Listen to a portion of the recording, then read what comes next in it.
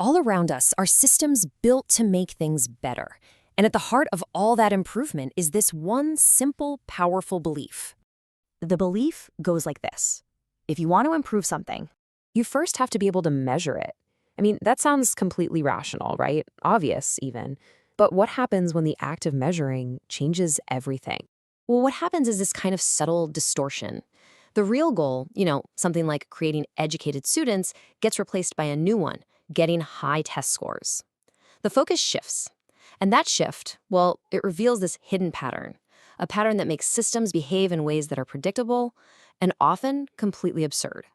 To really get a grip on this, let's look at a simple physical system. Just a machine. It's designed for one job, and one job only, to fill a big container with water. It's got a sensor that tells it when to stop. And the machine, it does its job perfectly. The container gets filled, the outcome is exactly what was intended. The system is working just fine. But things start to get weird when we introduce measurement not just as an observation, but as an incentive. So picture this, Colonial Delhi. The government is worried about all the venomous cobras slithering around. So to fix it, they create a measure of their progress, a cash bounty for every dead cobra someone brings in. But what they got wasn't fewer wild cobras. No, they got cobra farms. People literally started breeding cobras just so they could kill them and collect the reward.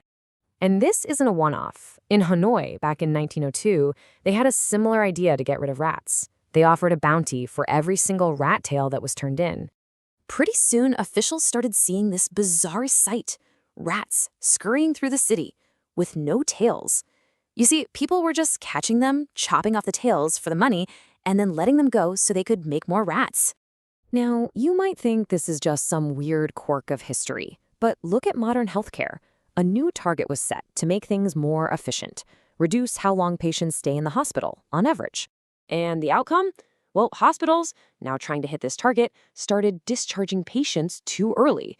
And in some cases, that actually led to more emergency readmissions. In every single one of these cases, the system's behavior just becomes strange. It looks like it's failing. So, what's really going on here? This isn't just a few isolated screw-ups. It's a pattern. And to understand that pattern, we have to go back to our simple machine. Let's imagine we can't see that big container anymore. So to check if it's full, we have to move the sensor. We put it in a tiny separate cup that's way easier to see. And we just assume, hey, when the little cup is full, the big container must be full too. Immediately, the machine's behavior changes. It's not trying to fill the big container anymore.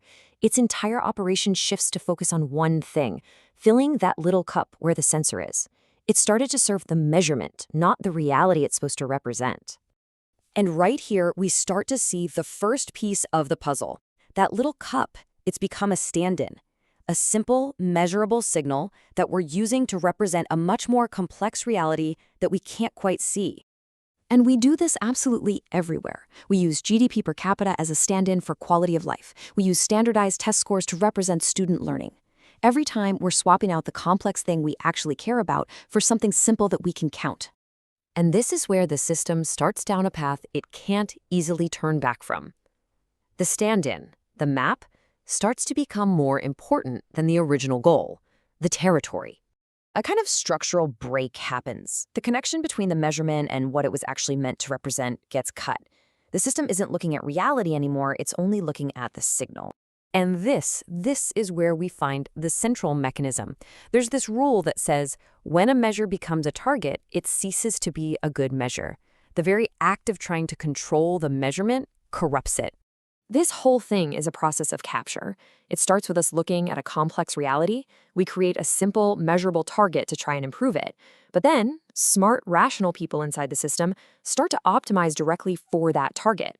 And that very rational optimization is what ends up distorting the reality it was meant to help. And once that happens, the system starts to lock itself in. It becomes structurally trapped, forced to serve the signal. Getting out becomes harder and harder. Let's go back to our physical system. This lock-in becomes permanent. The machine is totally rebuilt. The pipes are rerouted. Its whole structure is changed forever. The entire thing is now engineered for one single purpose, to fill that tiny little cup with the sensor in it as fast and efficiently as possible. And the original container? It's gone. They've removed it completely. It is now structurally impossible for the machine to ever do its original job again. The system is locked in. And here's where we have to flip our thinking. You look at this, and your first thought is, well, the machine failed. You look at the Cobra farms, the tailless rats, and you think, the system is broken. But that is not what is happening. This system isn't failing at all. Actually, it's operating with perfect, flawless success. It's just succeeding at a new goal. The system's purpose has been turned completely inside out. It's no longer using a signal to understand reality. It's now changing reality to serve the signal. And this leads us to one final unavoidable conclusion, a core idea from systems thinking. The purpose of a system is what it does, not what the designers claim it does, not what we wish it did, what it actually, physically does. That is its true purpose. So when you look back, the Cobra bounty didn't fail. It succeeded perfectly at creating dead cobras, even if that meant farming them. The hospital target didn't fail. It worked perfectly at shortening hospital stays, even if that meant sending sick people home. The system isn't broken. It's doing exactly what it's been structured to do with perfect rational efficiency, which leaves us with a real question: are we measuring what we truly value?